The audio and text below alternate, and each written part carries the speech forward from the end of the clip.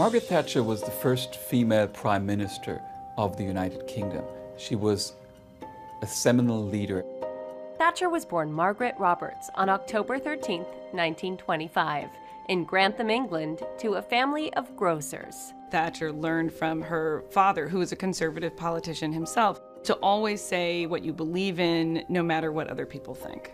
She attended Oxford University. She graduated in 1946 with a degree in chemistry.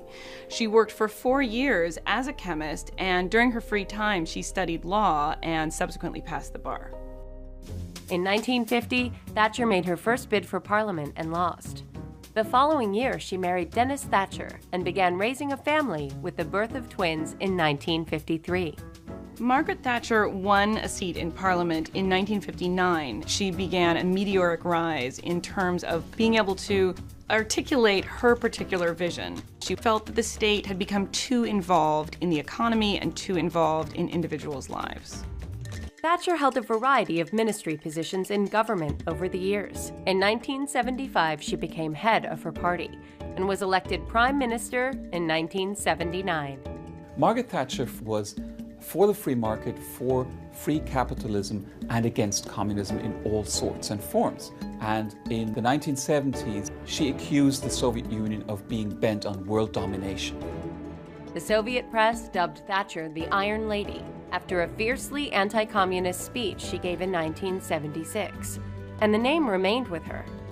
She had a very strong set of principles. If you look at the Falklands War, no one ever thought that she would send the British Navy halfway around the world to claim these islands that very few people had ever heard of. But she did that, and she won the war, and it gave the country at that point a sense of pride again.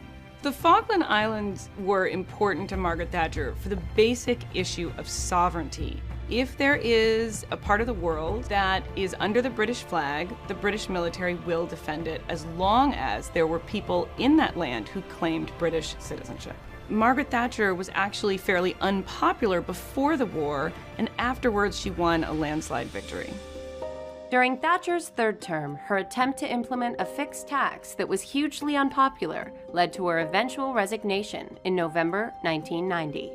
She then went on to write a series of memoirs and give public appearances and speaking engagements. Thatcher's life story was turned into a major motion picture in 2011, starring Meryl Streep, The Iron Lady. Margaret Thatcher was Britain's longest-serving prime minister in more than 100 years. She led her country out of a recession, through a war, and left an indelible mark on British and global politics. There are still those who think that she stayed too long, that hubris overcame her, that she could only see it her way. But I think she'll be remembered as a great leader of Great Britain during a difficult time.